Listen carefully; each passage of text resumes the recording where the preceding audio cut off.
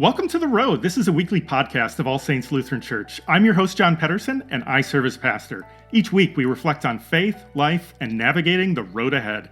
The language of journey is common when we think about life. It has its joys and challenges along the way, and we all need a little encouragement and guidance at times to keep us going. There's a word in the Bible, asphalia, which means truth, but it's the same root word we use in English for asphalt, if you can believe that. It's a solid surface that makes travel easier and more assured. And so every week we're going to be exploring elements of faith and life that keep us on the road. Faith isn't about living a perfect life. It's about finding our way, getting through rough spots, but seeking out those great vistas too. You can find my weekly message here, but you'll also find special conversations with guests who have insights on things like wellness, parenting, and living with unique purpose. If you appreciate this podcast, remember to subscribe where possible and share it with a friend. Here's this week's message. Well, we're continuing our series, Community, a User's Guide, and our messages during these 6 weeks begin with the assumption that every one of us uses or benefits from community every day. We're strengthened or weakened by it, whether we realize it or not. And how we choose to engage and invest in it makes an impact. This isn't an exhaustive exploration of every aspect of a healthy community, but I think you'll find that there's some timeless insight and wisdom to be found in Paul's words as he helped early Christian communities navigate life together. I think we can reflect on that in our own life, whether it's in our neighborhood, our church, at work, and even in our society as a whole. Last week, we explored what it means to love one another. It's a foundation for any kind of gathering of people, whether spiritual or not. Love means seeking the best for all of our neighbors. Any community that doesn't begin there as a foundation, I think, is going to struggle.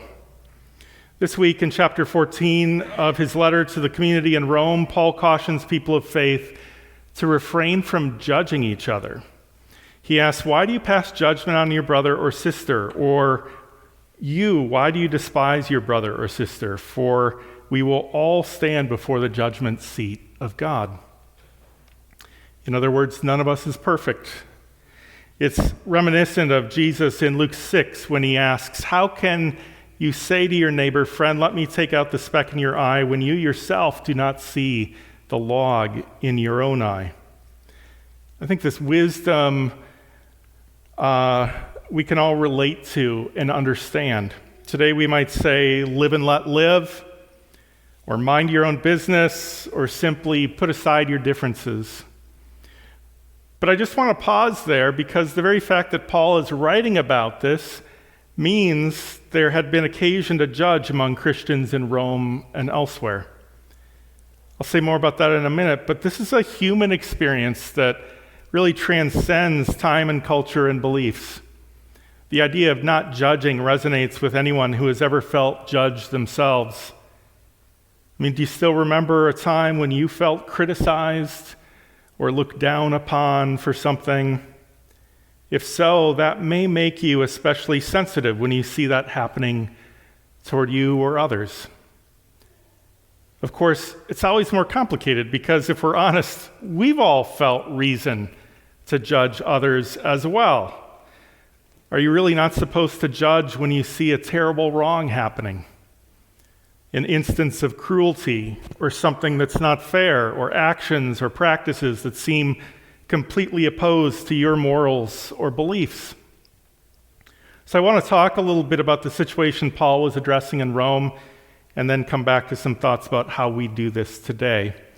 On the surface, the sources of tension in Rome seem actually pretty ordinary. There are quarrels over the kind of food that's eaten, as well as recognizing certain festivals. Based on what Paul's describing, the differences over vegetarian meals don't appear connected to Jewish dietary restrictions. As far as we can tell, that seems separate.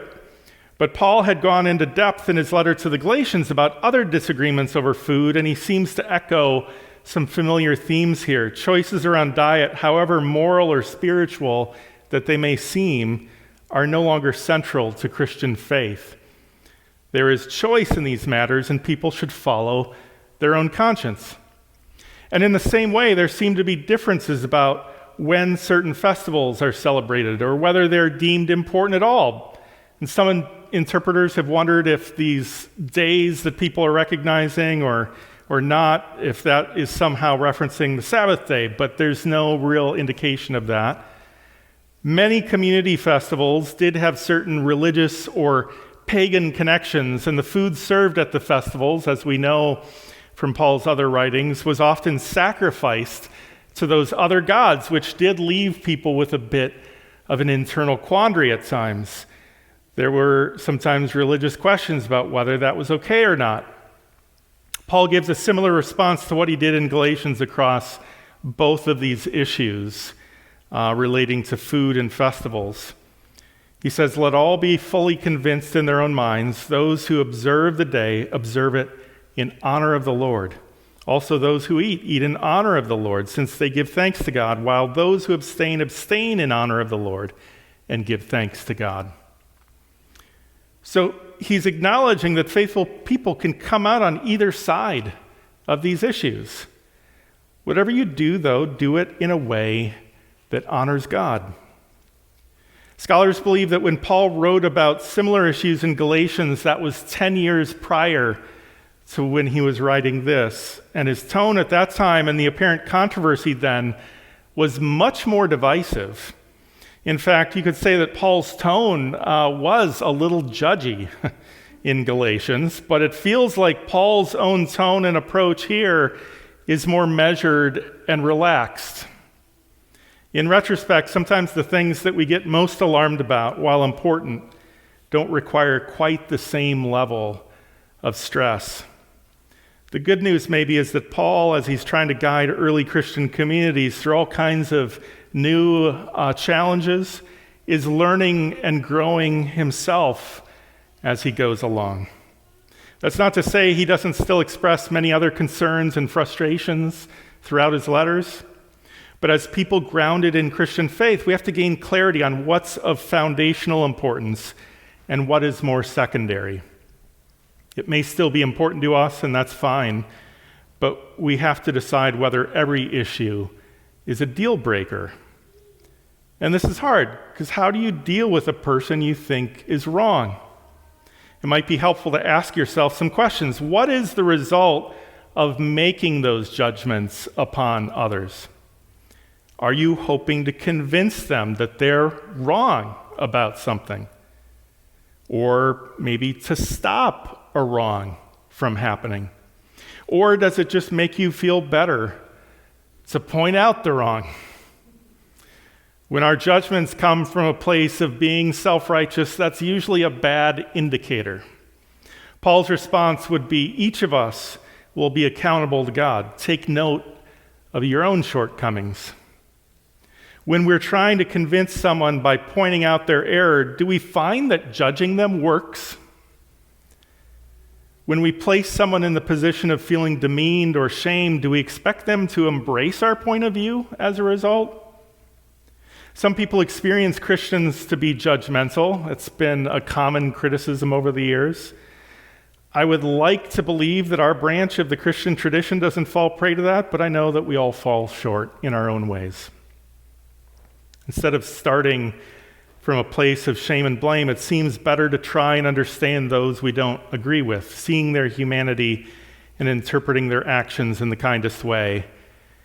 In the end, whatever we do it for God, to honor the one that has created both us and them. Will this be easy? No. Will we fail at this? Absolutely. Should we keep working at it? Yes. I read an article recently on actually modern cults, conspiracy theories, and how you can help someone who's become involved in one. The common wisdom from that article and others I've read over the years is that trying to force your point of view and convince people through reason generally backfires. The only possible way to help is to simply be there for them, to try and articulate what you see from your own experience. This more patient and vulnerable approach makes us feel more powerless, but over the long haul, we're less likely to convince people through more coercive or argumentative methods. But love and treating each other with humanity is the better choice in the long run, as frustrating and slow as that may seem. Still, there is a place for measured justice in enforcing rules and standards.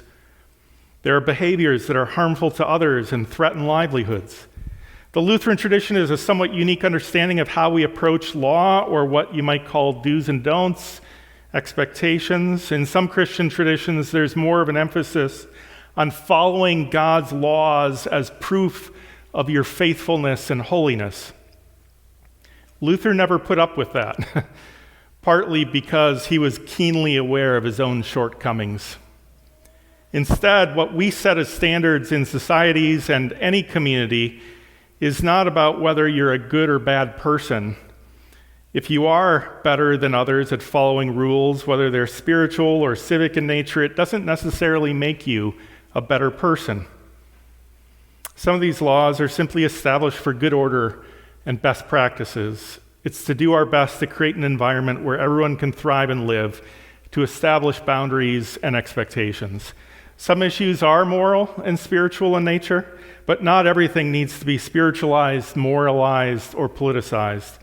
It's not always about good versus evil, or waging a fight, a battle, or a war against this or that. Sometimes we just say, you're not allowed to use your position or influence to do that, or you don't get to override these people's needs or negate our common purpose. Social psychologist Jonathan Haidt notes that social media has trained users to do more performing and less actual connecting.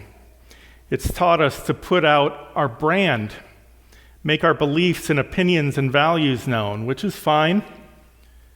But what we've learned pretty well over the last decade or more is that the posts most likely to go viral are the ones that trigger emotions, especially anger, at outgroups, those other people. And it creates a kind of vicious cycle. It trains users to become incensed and develop righteous indignation toward faceless adversaries. And yet, let's be honest, you don't need social media to accomplish that. It's why before social media, mean gossip has always done just fine as well. The issues Paul was addressing in Rome were differences over ideas about food and festivals. Today, in our society, a lot of the facts and information aren't always well known or understood. Instead, we draw dividing lines more simply between our group and theirs, whether ours is right or wrong, regardless of the issues or facts. Paul begins his words by saying, "Welcome those who are weak in faith, but not for the purpose of quarreling over opinions." Who's weak and who's strong in the end, after all? Do you have the stronger argument? I mean, most people think so, right?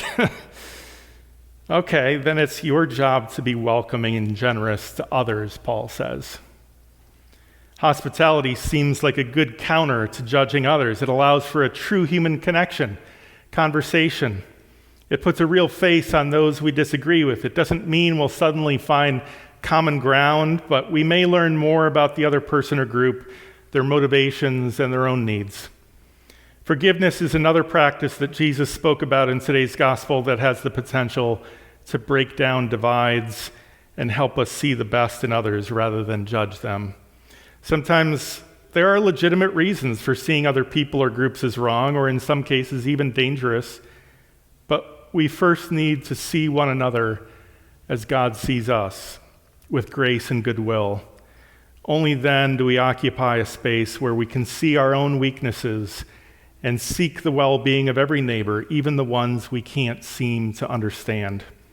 And when we fail to do that, well, we hear God's grace for us too, and we're given the opportunity to try again.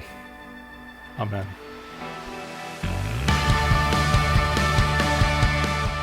That's this week's message. You don't have to navigate the road ahead alone. You can join with others at All Saints. Visit allsaintsmtka.org for more information. Have a great week.